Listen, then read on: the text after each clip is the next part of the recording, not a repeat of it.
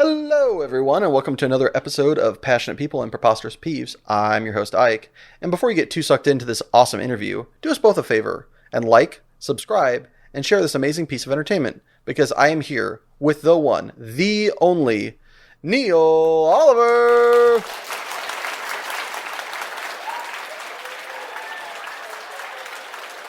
Hey, everyone, how's it going?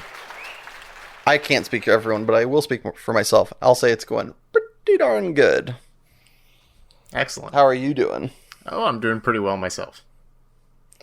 All right, well, we're going to start off tough. Neil, what's your favorite dad joke? Oh, my favorite dad joke. Okay. Let's think on that for a second. All right, I got a good one. So, why didn't the dung beetle make it home on time? I don't know. He was toot fart out.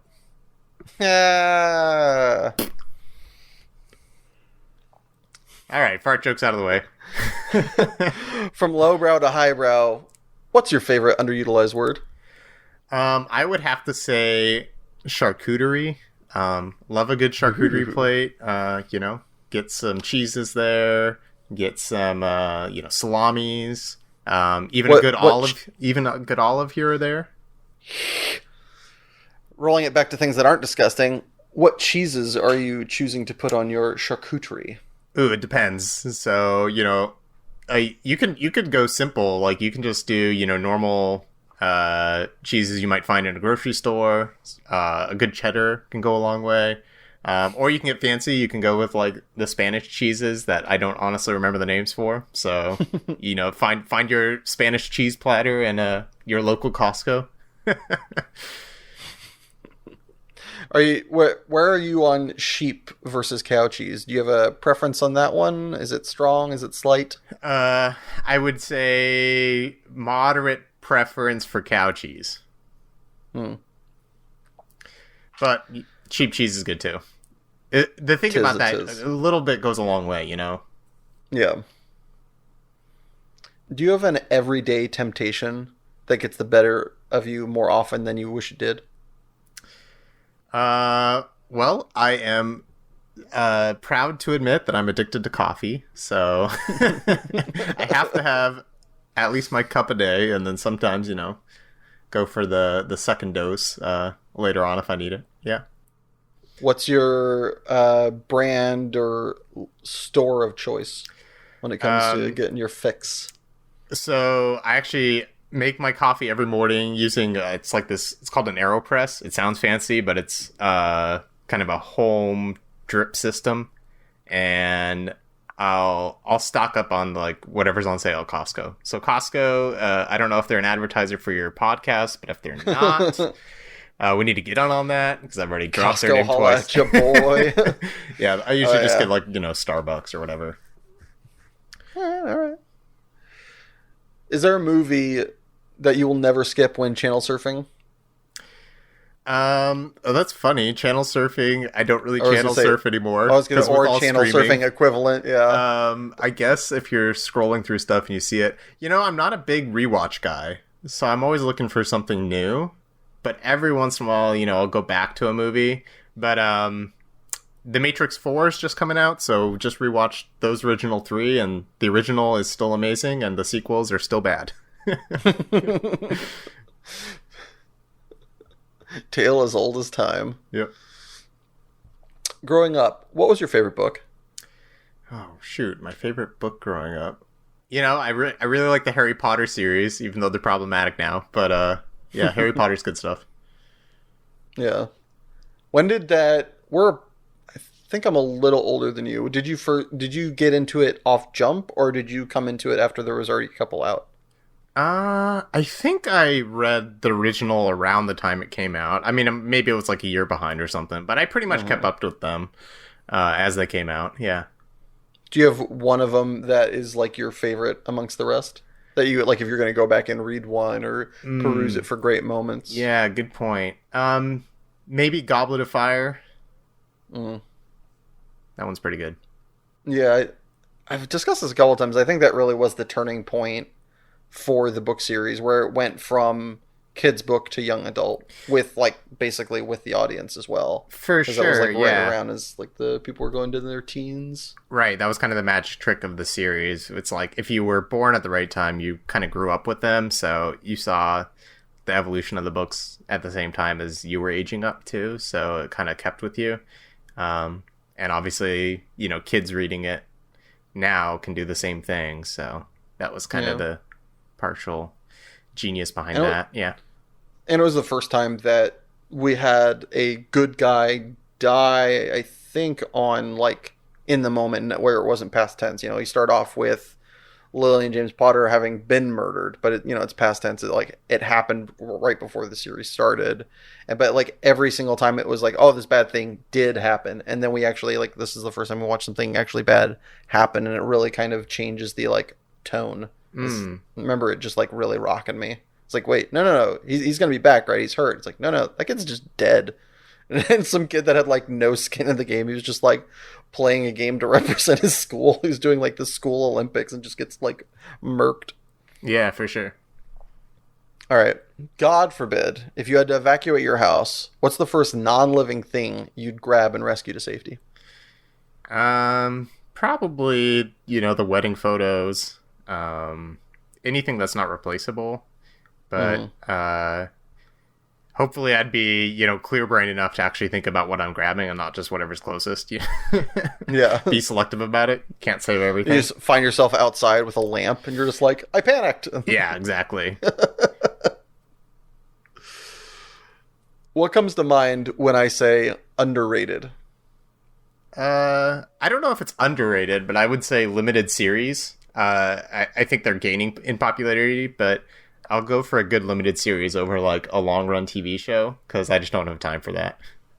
What are some good examples in your opinion of limited series that they did it right? I would say the one that's coming to mind right now. It's a couple years old now, but Maniac, if you've seen it, it's kind of like this alternate reality version of. It's super weird, but it's kind of like Inception-y, where people are going into like these alternate dream states, and then, but it's like it envisions this world, like this post World War II, where like if the Axis had won, like what would it be like in America? But not dark like that. Just like there's a lot more. It's like basically Japanese influence really took over in America. So like there's all these like weird retro high science fiction concepts in it, but it's like 80s based, but like modern. It's really weird, but it's pretty cool aesthetic. Is this the one with Emma Stone and Jonah Hill? Yeah. Oh wow, I didn't. So now I'm gonna have to go back and watch it because I got like I want to say like 3 or 4 episodes in, and I didn't really notice that was the case. Like that backdrop was the case. They don't ever say it, but it's you can kind of like pick up on the clues behind it, and then like that's really cool. If you read up on it, that's kind of what people think. So it's never like. Oh, it's never stated directly. Yeah, it's not like really cool. Stated in the show. But you're like, oh, that makes sense. I feel like that's something, cycling back a little bit, that's something that's very underrated, is like having TV shows where you don't just like jam all the facts into the audience's face. Right. It's like it's something, it's so cool when people do it in a way that like you see it, but like you kind of have to like peel back like the cover to notice it, you know? It's not like just on its surface. Mm-hmm. That's really cool. All right. Reminded me of a show that I once forgot. Do you have a piece of advice that you got that has made, to your mind, the biggest difference to you? I mean, gotten a lot of advice over the years. One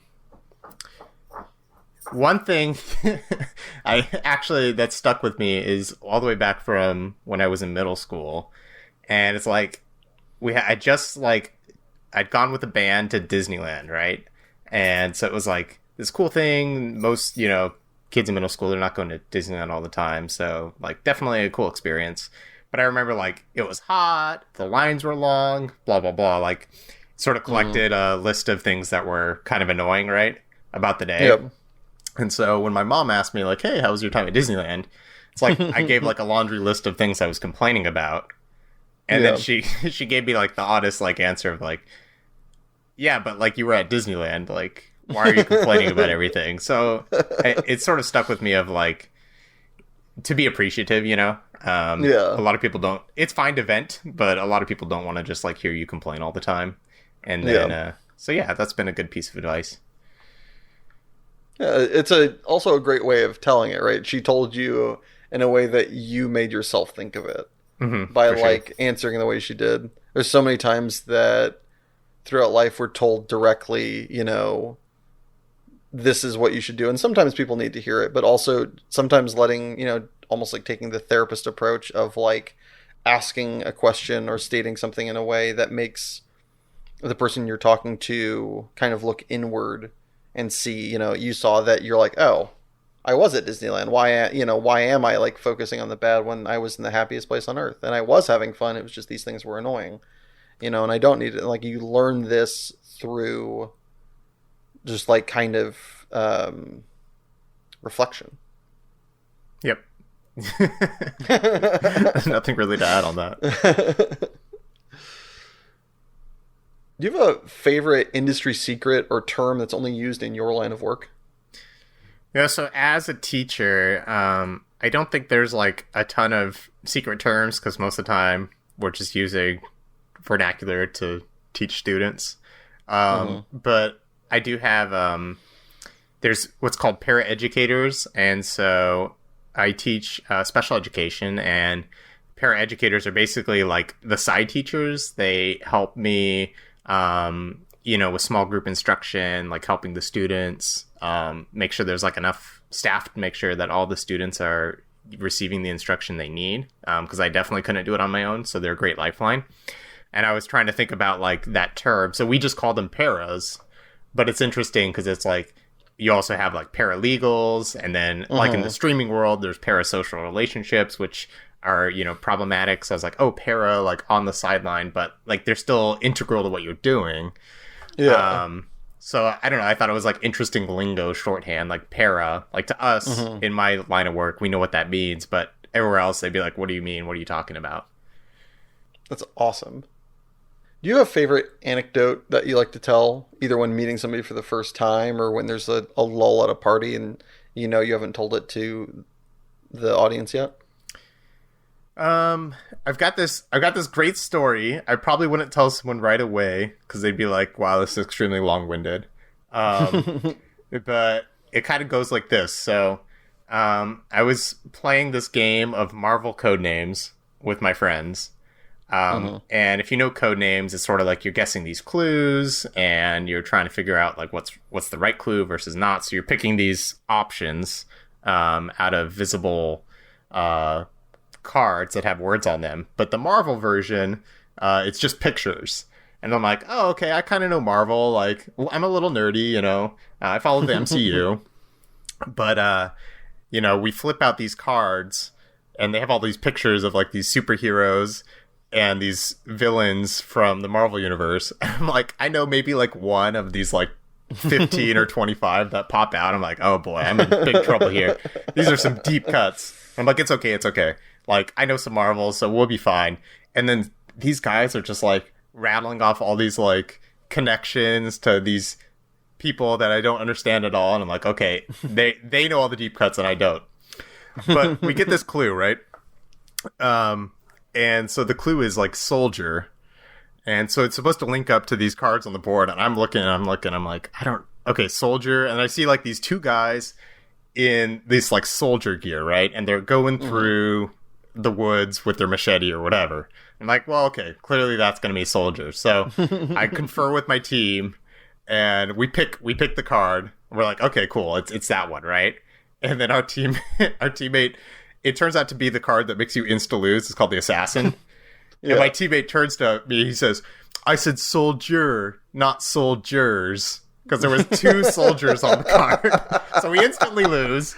I cause our team to lose, and I'm like, I thought it was the one moment where it's like, okay, maybe I can contribute to this game. So I thought it was pretty funny. I think we've all had that moment in different aspects of our life, so that is very adorably relatable and awesome. The best thing that I don't know what I like more about that story, the fact that like You know, that like fish out of water, like, I'm trying to help, Dad. Or the or your friend's super literal annoyance moment of like, I said soldier, not soldier. Oh yeah, it was completely absurd because no one else on the board looked like a soldier except these guys, and then somehow that was wrong. So I always crack up at that. That's tremendous. Story's got it all. You have a favorite little known factoid you'd like to share with us today? Oh, little known factoid. So one of the ones, this might be the one where you introduce it at a party or whatever, and it's like, oh, fun fact.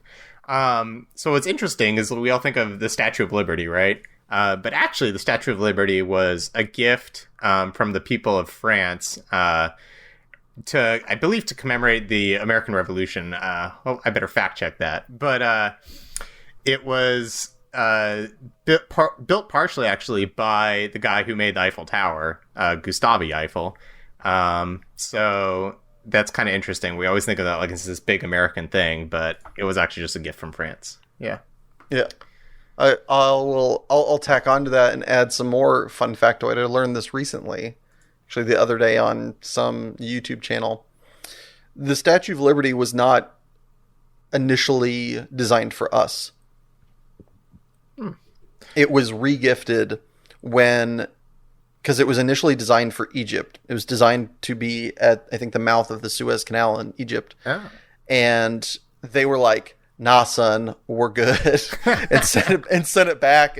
And France was like, shit, what do we do? It's Christmas time. And just sent it to America. I don't know if it's actually Christmas time.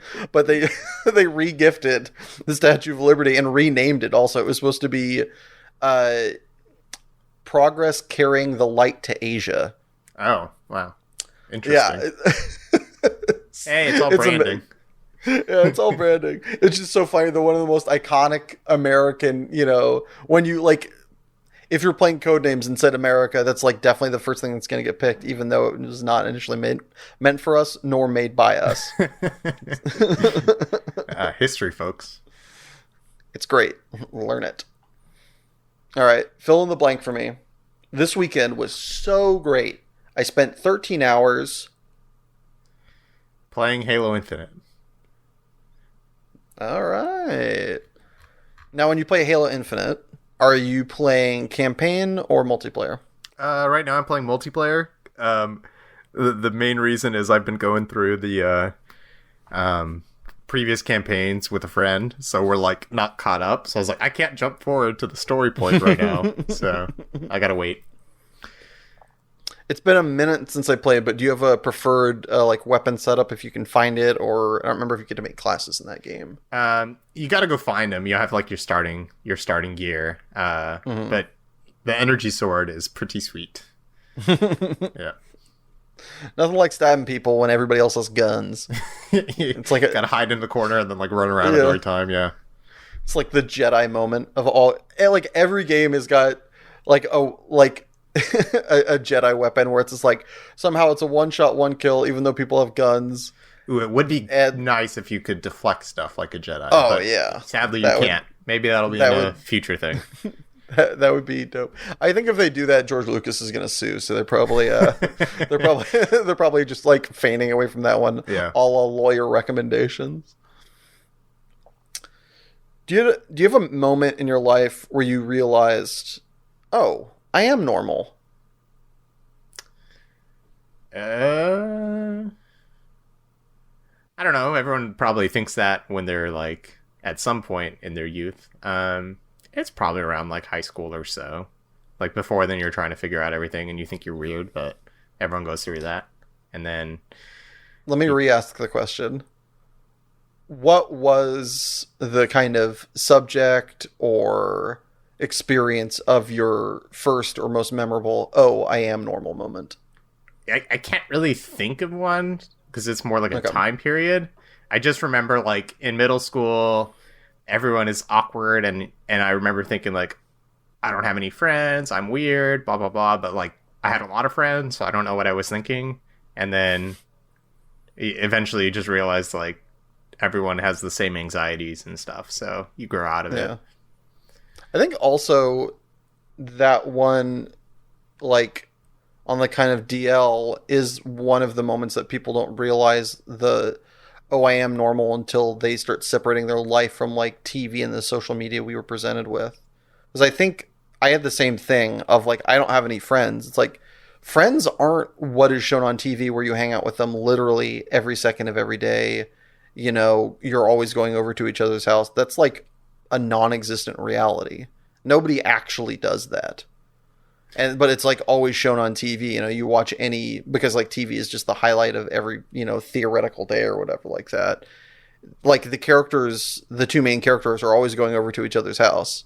The amount of people that I know that did that in real life is like probably like 1 in 100 or something like that. That's like such a non-existent occurrence, and yet it's shown to us as normal. So it kind of sounds like you might have internalized that just like I did and just like plenty of my friends did growing up, where it was like, man, I don't have any like amazingly good best friends. It's like, no, you don't have any friends like the TV has friends, you know? Yeah, and I hear what you're saying. I actually did have some friends that were kind of like that, where like I was hanging out with them all the time.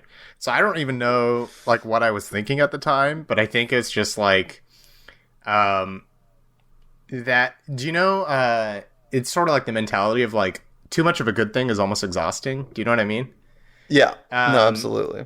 And I still get that sometimes, where it's like if I'm having so much fun doing something all the time, I get kind of like you almost break down and then you get tired, and then you could think like, I don't know, you could think stupid things like that. So I think it was just like I was actually constantly surrounded with like all these people or whatever, and you know, being a naive middle schooler, suddenly had the thought like, oh, I don't have any friends. Why is my life so bad? But it's like, no, a lot of people that you care for.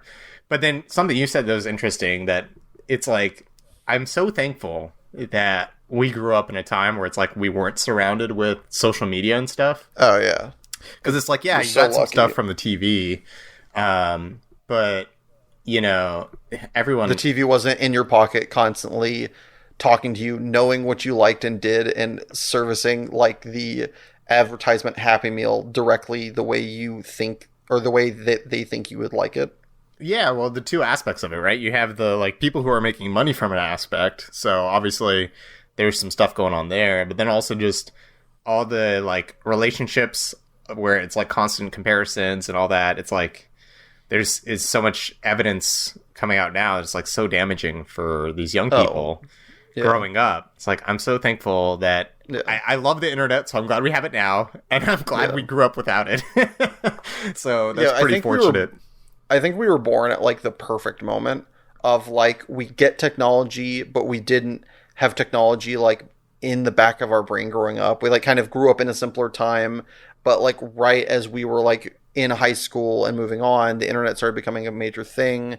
And so we started to kind of go into adulthood and like still having time to understand it. And so like we weren't too far, you know, we weren't a generation forward where like the internet is a lot more kind of foreign and weird and we find it lame. Like we understand it, but at the same time it didn't have such a pivotal role in like developing our sense of self. Mm-hmm. Yeah, for sure. You kind of reminded me of when you're talking about scarcity and like how like the less of a good thing makes you enjoy it more. You kind of reminded me of there's this idea that the idea of immortality ruins your day to day because all days become infinite. And so like there is no need to seize the day to enjoy life. And so each day becomes worth less and less.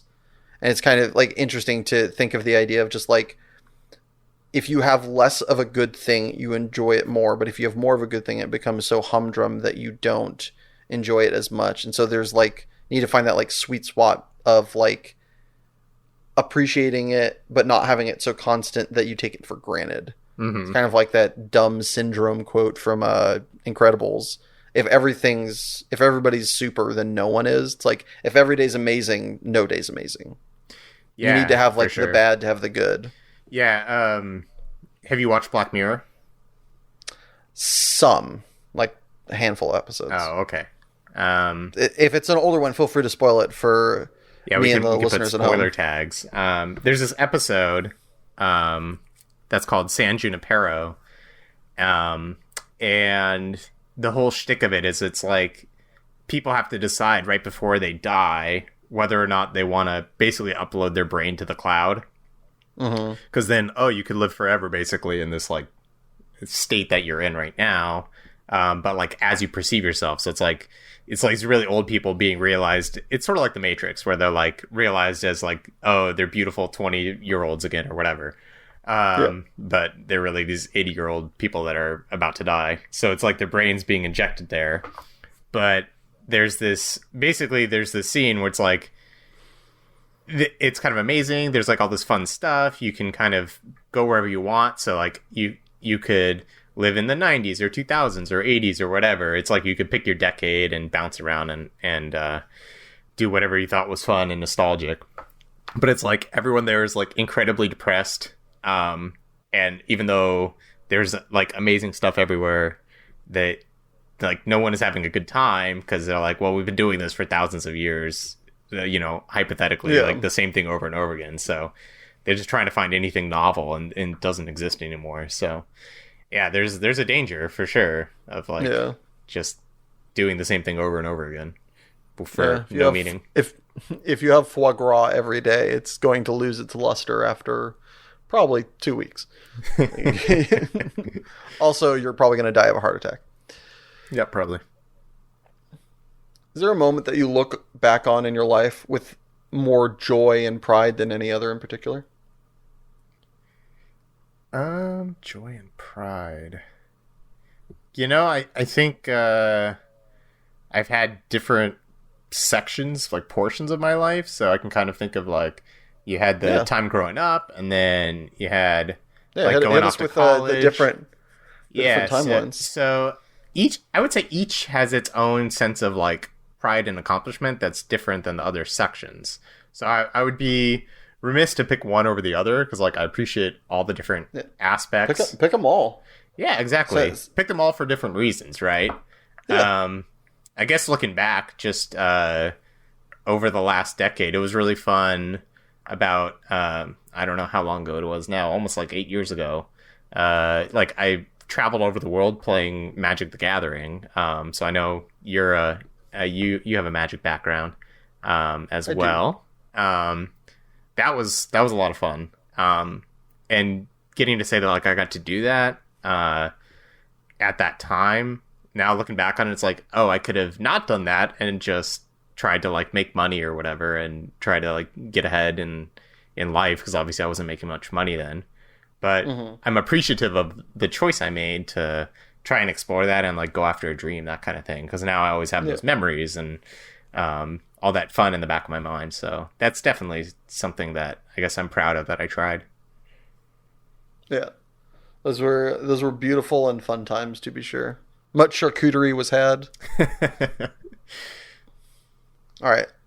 Lastly, before we throw it to a commercial break, if you could have the listeners of this podcast hear one song of your choosing, which would it be?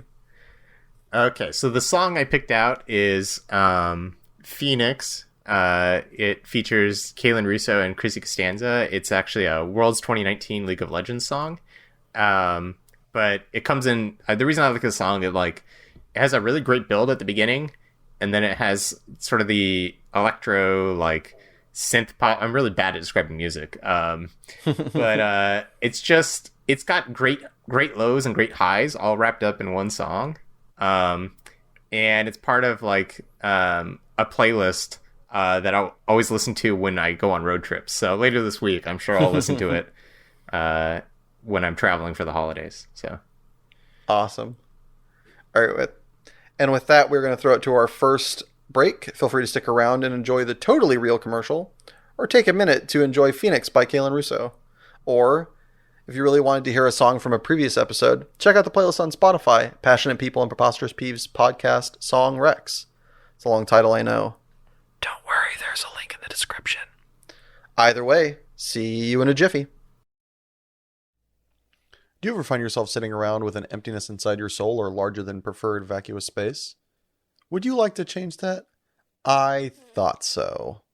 Now introducing Stuff. For when you have nothing to do but important things. Stuff. For when you're lacking personality and intrigue. Stuff. When the world has taken a pickaxe-sized chunk out of your heart, stuff. And if stuff no longer fulfills these needs, please don't hesitate to look into our life-enhancing product, Addiction.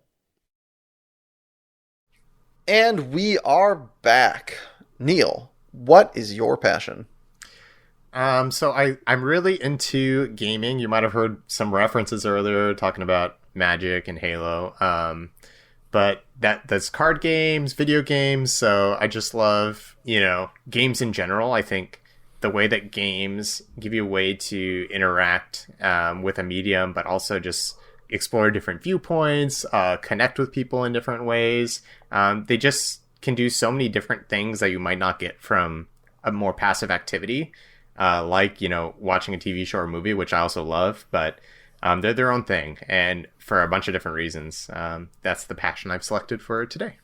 So when did you first get into gaming? Like, when do you really remember not playing your first game, but really kind of leaning forward in your chair at the experience, or, kind of head turning and following it like a Neo and a girl in a red dress? Like, what was the moment that drew you in the most that you recall?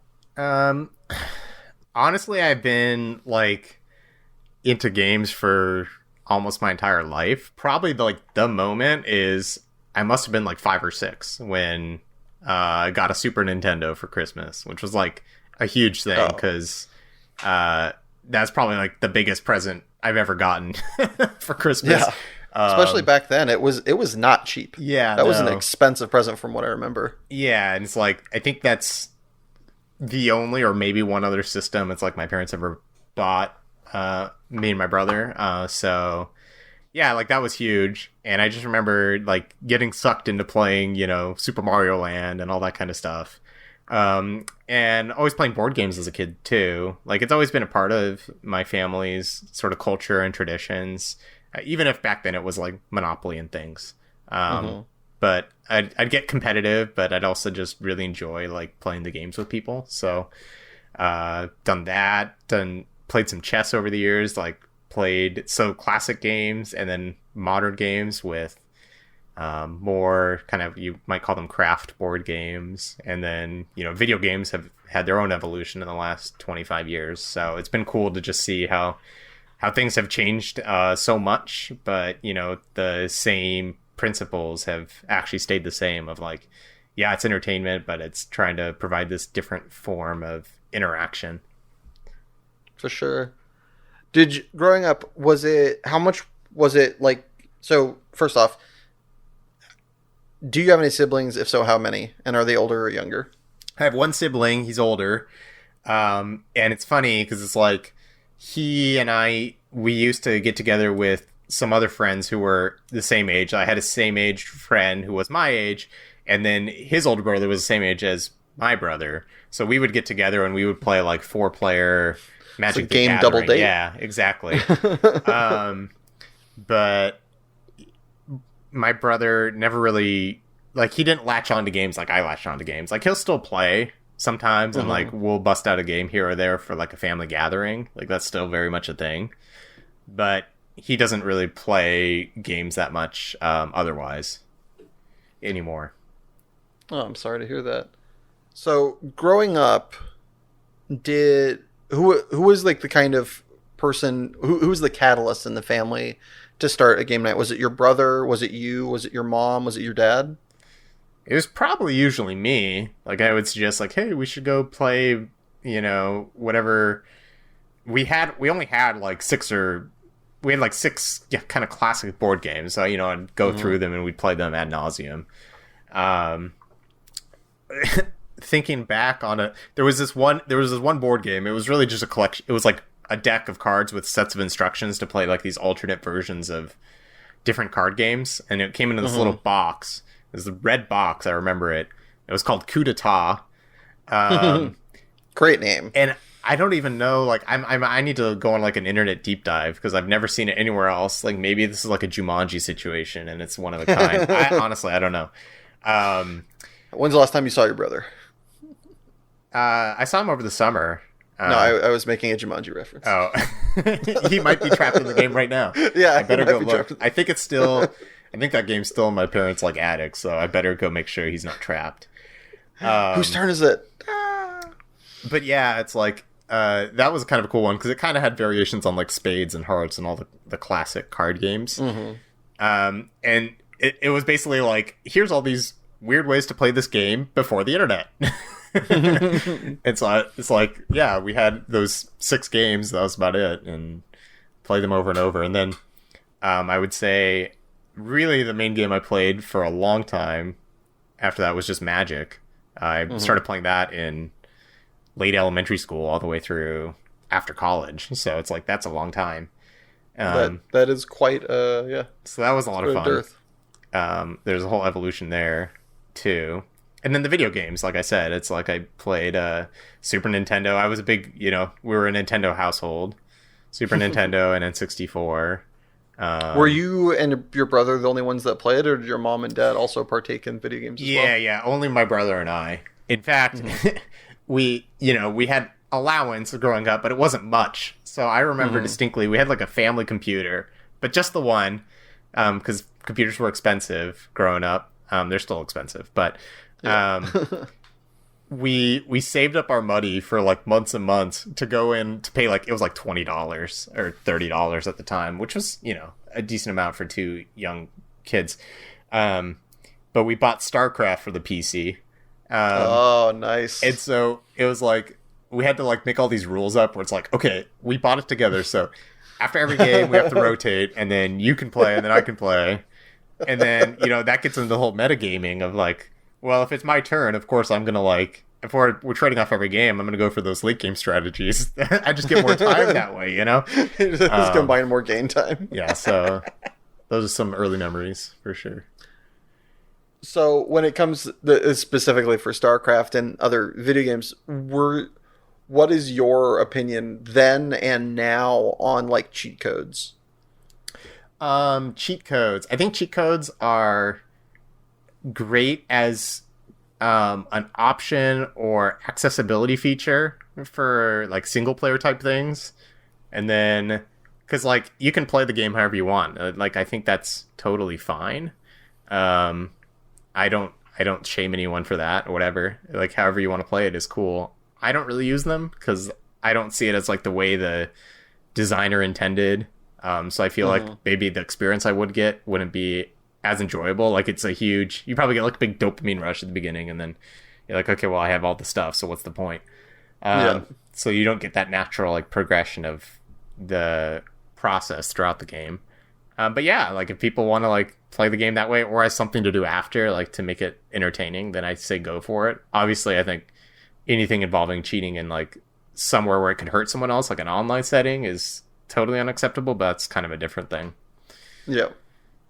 So growing up, when playing, spades or whatever family game where there was multiple players, who would you say was the big winner of the household? Was there like an end boss to be beaten? It was a rotation, but I think I like latched on and learned pretty quickly. So honestly, sometimes it was me. Like I would try to figure out, okay, how do you play this game? What's the strategies? And I feel like everyone else took it less seriously. So you were trying to win, they were just appeasing you. Yeah, exactly. So maybe I was the end boss all along. It was me every day.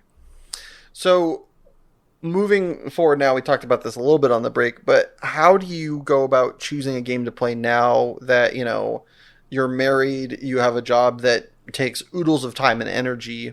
How do you decide what games you're going to play now versus the ones that you're going to have to like let go by the wayside or sit on the shelf until, next opportunity arises?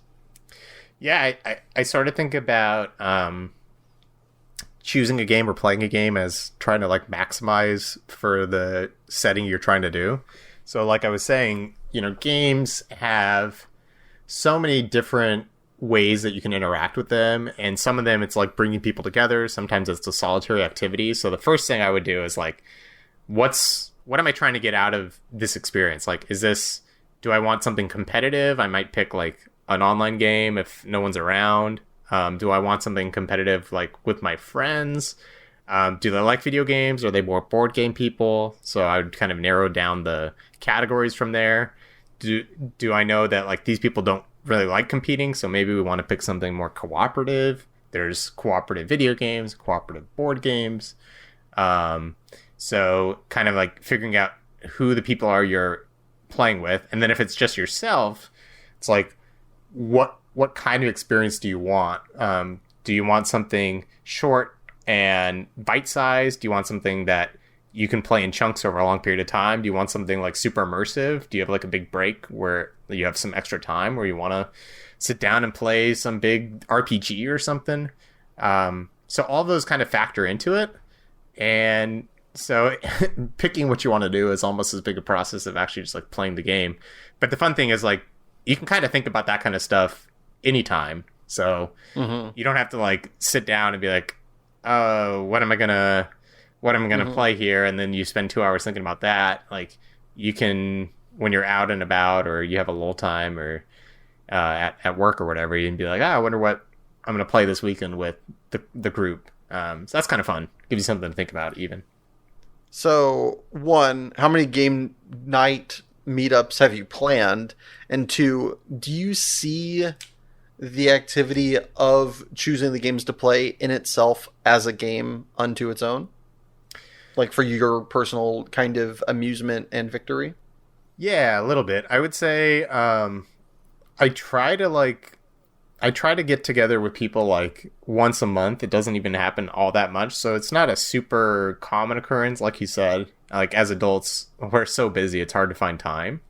But when I know like it's going to be people who I'm getting together with who are interested in games, then I think about it a little ahead of time. Like, what am I interested in? What I think they're going to be interested in? So it's a little bit of a game to choose and think about that. A metagaming experience of sorts. Yeah, exactly. So the game outside the game is pretty fun to think about what kind of game everyone would enjoy the most. And so it's the nerds equivalent of wedding planning. It's just like, all right, so they're gonna sit here. What do I? Right. I know Karen doesn't like chess, so if Dave likes categories and Kyle likes. Yeah, for sure. And then usually I'm the one who knows the game or at least has read the rule book.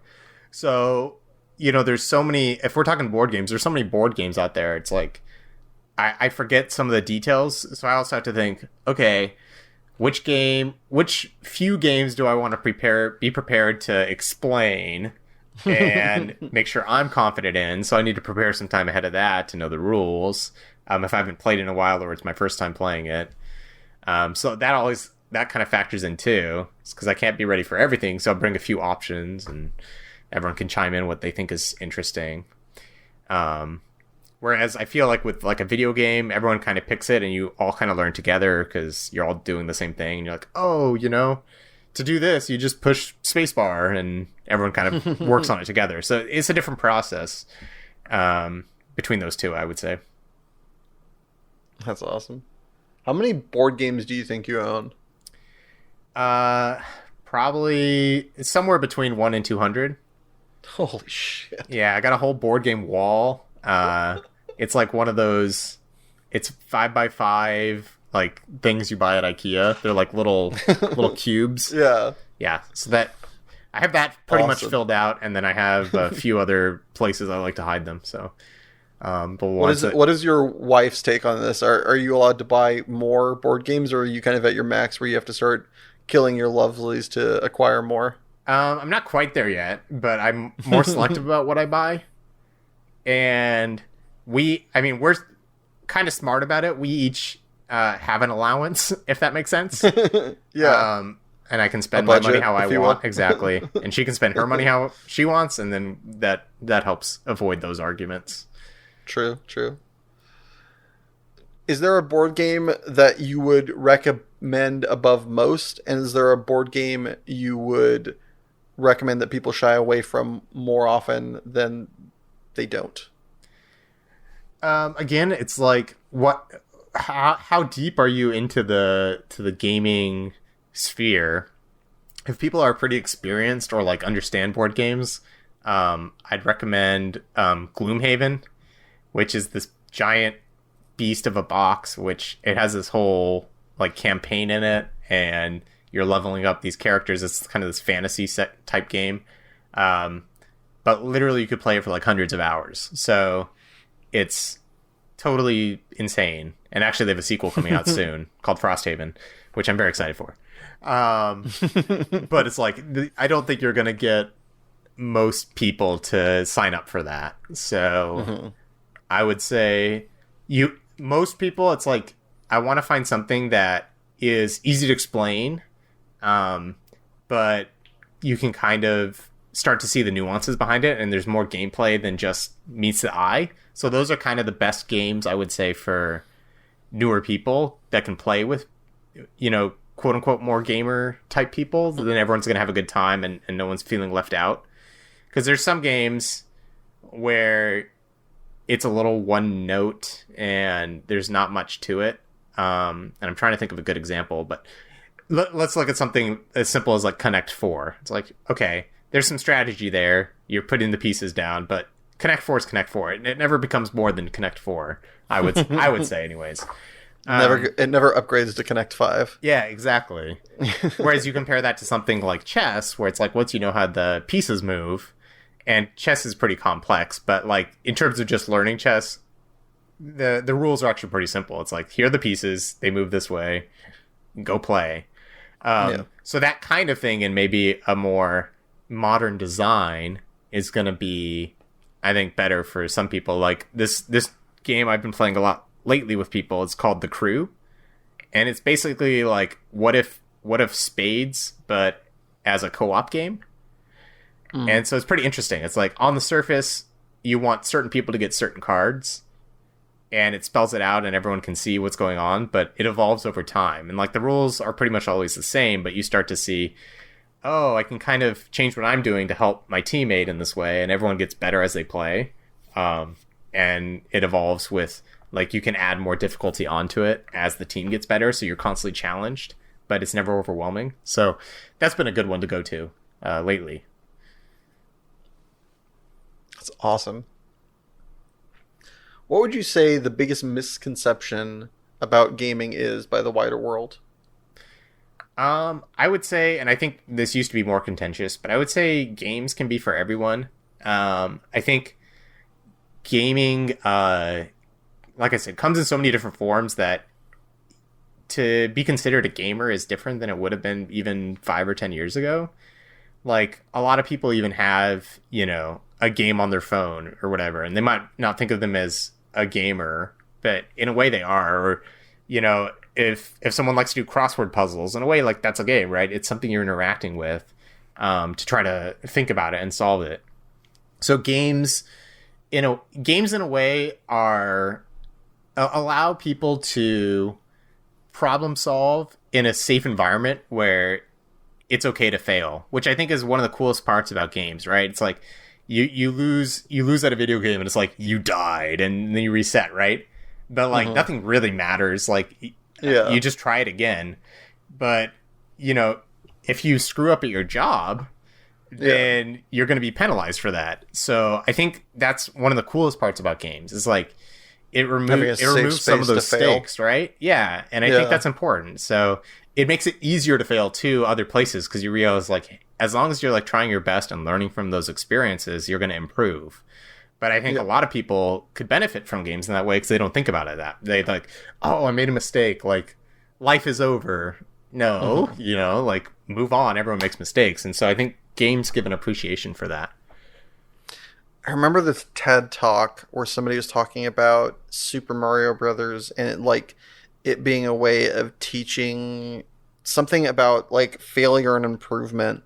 But if I'm remembering correctly and I'm boiling it down, it's that like it teaches a very essential and important life lesson, not only psychologically, but also for like an improvement's sake, which is that like failure not only is part of life, but it is also part of improvement. Like it's so hard. Like, yes, if you're a savant and you see through the coding or the lines or whatever like that, yeah, you can like on your first run beat a level without making a mistake. That is theoretically possible, but it is excruciatingly unlikely. Where the more likely outcome and the reality that we currently live in is that you're going to fail, and that's how you learn a lesson that is important.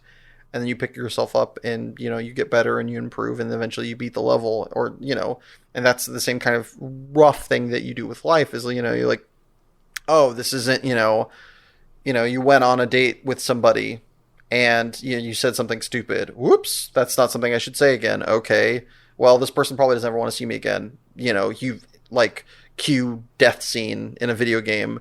You know, second date, or, you know, you go on another date with somebody else, you know now not to say that thing. Or, you know, you go to a job interview and they're like, why do you want this job? And you're like, I'm broke as shit. And they're like, and then just like, not hiring this guy. And you're like, maybe I don't say that. Like, maybe I don't give the honest answer in this circumstance because that's not what they're looking for.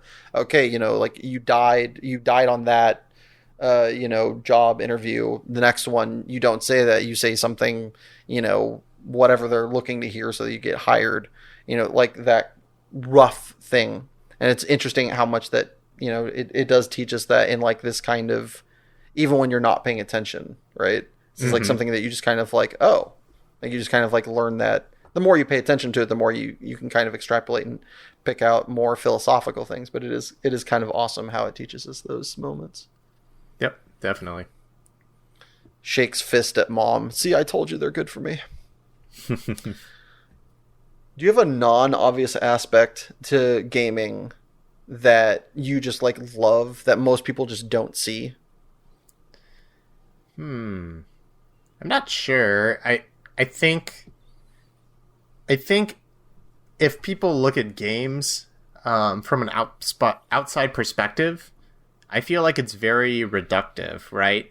Regardless of the way you see games and gaming, if you're coming at it from an outside lens, at least from what I perceive it, from what I hear from people who don't, like, quote unquote get it, and they ask like, oh, like, why do you do that? Like, in a way, if they're judging you. But like what you'll hear from those types of people, or what I've often heard, is like, games are blank, right? And you can fill in the blank with a million different things. Like, games are childish, or games are a waste of time, or games are boring. Like, you do the same thing over and over again, or, you know, there's a million reasons like why you could not like games, which is fine if you want to think of it that way. But I feel like it's misguided because it's sort of boiling it down to be one thing when it's not. Like I said, one of the great things is like, games are an expression of some aspect that, and so you might play a game which is about exploring a narrative, which there's probably not even a whole lot of game there, as some people might say it, but like, the experience is you're getting to explore the viewpoint of someone who's not you through their lens, and like walk around in their world or do whatever it is that you do in the game, right? A great example of this, it's more of an indie title. It's called What Remains of Edith Finch. And it's not even so much of a game, almost. It's more like a 2-hour interactive experience. But it chronicles the lives of these different people who fall prey to what they call is a family curse. And so they feel like everyone's cursed, and you go through these experiences and see like the traumatic ending of all these people, and it eventually leaves you with kind of a message, a takeaway from the game. But that would be a harder experience to understand reading a book or watching a movie, because you're not living that experience. And of course you wouldn't want to live the experience in reality, because things that are tragic, it's like, well, I can safely experience it again in the form of a game. And so that's just kind of one example. That's a different way to see games than a lot of people might see it from the outside, where, again, they're kind of reducing it down to something. On the other hand, you might just play, you know, your multiplayer game at the end of a stressful day, and you want to play some Hearthstone, or you want to play some Halo, or whatever it is you're playing.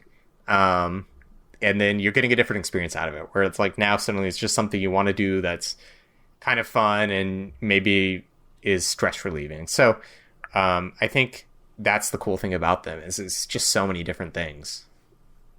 Yeah.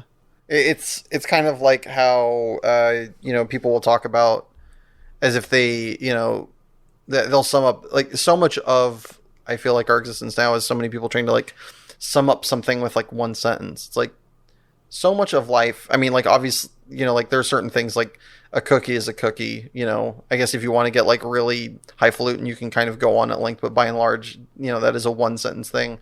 But so much of, people's lives, art, and video games are an extension of art, in my opinion, and it sounds like yours as well, that they can't be summed up in a sentence or even a paragraph. They are so nuanced and so deep, and what they do for different people is so much more vast than what a lot of the kind of non-gaming community assumes. Yeah, that's perfect. So, shame on them. I wag my finger at you peeps. Anyway, I digress. Going from the passionate to the preposterously obnoxious. Neil, what is your preposterous peeve that you've brought for us today? All right, so this can apply to animal lovers, and well, I don't know if you're a non-animal lover, I don't know what's wrong with you, but whether or not, so I've experienced this personal preposterous peeve when walking my dog, but you could experience it without walking a dog if you're just walking around. So normally, when I'm walking the dog, I'll be listening to a lovely podcast, like maybe this one. Not this exact one, because that's a little pretentious. I'm not going to listen to myself. So I can't always necessarily hear that well, but it keeps me entertained walking the dog. But of course, on a walk, you're going to encounter other people. They're going to be walking the other way. So when I see someone, I might wave to them or say hi. I can still usually hear a little bit. So like if someone says hi back, then I can hear them. But sometimes, every once in a while, I'll see someone and I'll wave at them or say good morning or hi to them. And like I get a stone-faced reaction, nothing back. And they just keep walking. And then I'm like, I have to wonder to myself, did they not hear me? Are they being, a misanthrope or curmudgeon and they just don't want to interact with me? Did I do something wrong? So it's like one of those awkward moments where it's like you kind of put yourself out there and suddenly it becomes uncomfortable, even though it's such a minor interaction. It's like literally just like a wave on a walk. So it's like it's like this like annoyance in what would otherwise be a wonderful, like a joyous activity. So I'm like, yeah, that's gonna be my preposterous peeve. That's a great one. It is like you are putting yourself out there. It is like it is the moment that no longer exists of going up to somebody that you think is cute at a bar and being like, hello, and them not even like, not like being like, oh, I have a boyfriend, no thanks, literally just like not like just looking past you and not responding. It's like, the fuck did I do? I'm just saying hi. They're just like don't even acknowledge your existence. You're just like you're a figment of their imagination that they're choosing to like not acknowledge. You're like, the fuck. Exactly. Did one of my family members 3 generations ago kill one of your family members, and now just like we have this grudge and I didn't know about it? Like, what the fuck is going on?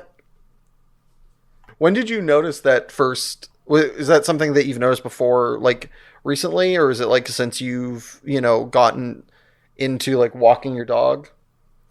Well, I've had my dog for about 5 years now, so I guess I probably noticed it. Like, I probably noticed it before. Like, I've always enjoyed just going on walks, and I still do that. In fact, a lot of times it's like without my dog, because my dog doesn't like extended walks when it's like way too much. Or like usually as a teacher, my free time is in the summer, so that's when I'll go on longer walks. And then it's so hot that in the middle of the day, like I don't want to put my dog through that.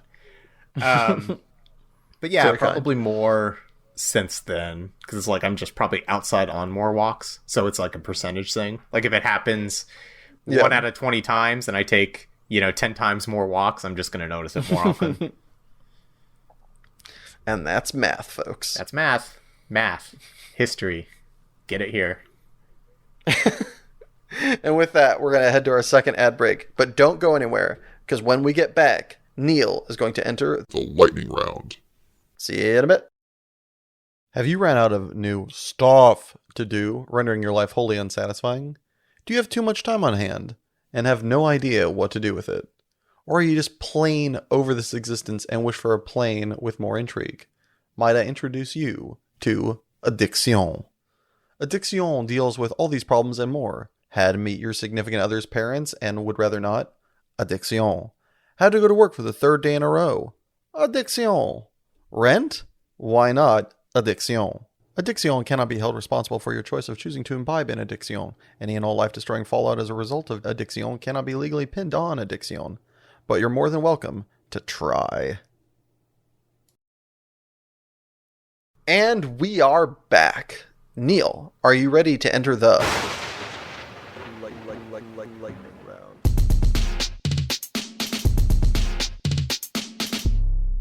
Lightning round? Yes, I am. All right, put however much time it takes to bake this cookie on the clock. Neil, Shakira's voice in Danny DeVito's body or Danny DeVito's voice in Shakira's body? Shakira's voice in Danny DeVito's body. Have you ever paid more for a meal than you made in a week? No. You're having the best day of your life. What happens next? Another amazing thing or something terrible? Another amazing thing.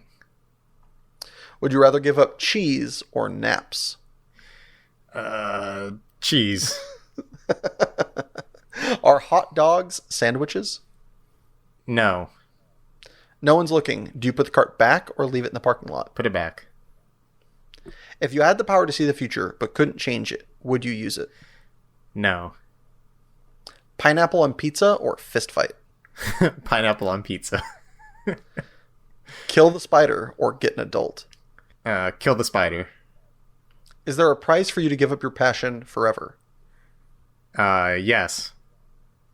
Kanye. No. Which do you max out first? Intelligence, charisma, or strength? Charisma. Did you ever cheat on a test in school? No. Tacos or burritos? Burritos. Are we alone in the universe? No. Would you rather have your inner monologue sound like Gilbert Gottfried or Fran Drescher? Gilbert Gottfried. Are Cheez-Its addicting? Yes. I no longer buy them. Lions, tigers, or bears? Lions. Would you rather be 10 minutes late for everything or 20 minutes early for everything? 20 minutes early. Are you happy with your life right now? Yes. Make the food or do the dishes? Make the food. Is Marvel overrated? Yes. Do you call it a baritone or a euphonium? Baritone. Would you rather fight one horse-sized duck or 100 duck-sized horses? One horse-sized duck. Respect. Congratulations, you've survived the lightning round. What lightning round question would you like to ask me and in turn be asked of future guests? All right, my lightning round question for you, sir, is could you eat 37 of your favorite food for $5,000 in a 1 hour time limit? I feel like I have to figure out what my favorite food is. So we're going to break this down so I understand it more fully. If my favorite food is chow mein, is one noodle, do I have to eat 37 noodles or do I have to eat 37 platters? 37 bowls of chow mein. Jesus Christ. All right. So I'm going to say no, I could not, because I'm not my favorite food isn't popcorn chicken or chicken nuggets. It's whatever one unit of that thing is, but as like a whole, right? So if you said ice cream, I would count like a scoop of ice cream. But yeah. Not one bite. 37 scoops would be quite an undertaking. What is your answer to that question, my man? Also, what is your favorite food? Oh, man. I have so many favorite foods. Ice cream is one of them. Ice cream is one of them. I bet I could. 37 scoops of ice cream. 37 scoops? I'll do it. How small is your scoop? What are you using, a melon baller? Look, 37? Look, it's not going to be pleasurable by the end, but hey, you know the first 8 will be pretty fun probably, and then the last 29, because again that's math. Look, you just suffer through it. You choose the first 8 to be the flavor you enjoy, and the other 29 are flavors that you never want to buy anyway. Yeah, just suffer. Exactly. All right. Anything you want to plug, recommend, places people can find you or your content? Not too many places really. I avoid most of the social media for the most part. But let's see. I've done a lot of plugs throughout the show of just things I like. And I guess if I was going to plug one game, since we're focusing on games, there's this fun game. It's called Outriders. Played a lot of it over the summer. It's a cooperative kind of sci-fi space shooter with powers. But it's kind of smaller in scope than a lot of games. So you can actually like find an end, which is kind of cool. But it's a 3-player game. So you can grab 2 buddies and hop online together and have a good time. So that's a pretty fun one. Awesome. Well, thank you, Neil, for being my guest today. And special thanks to my editor, Richard Ashford, and my composer, Joshua Gibbons. And especially thank you, everybody listening at home or wherever you found time to appreciate this. And if you enjoyed this podcast, please subscribe, like, or just share with a friend. Every little bit helps. Or if you already have and are out of episodes to listen to, don't worry. We put a new episode every Monday at midnight on SoundCloud, YouTube, and Spotify at Passionate People and Preposterous Peeves podcast. And a very special thanks are due to our first Patreon patron, Sabella Yellow. Yes, you heard that right. We do have a Patreon, and you can be a part of it too. Just head over to patreon.com/Passionate People and Preposterous Peeves podcast. And remember, folks, oranges are orange, peaches are orange, nothing rhymes with orange, so, laters.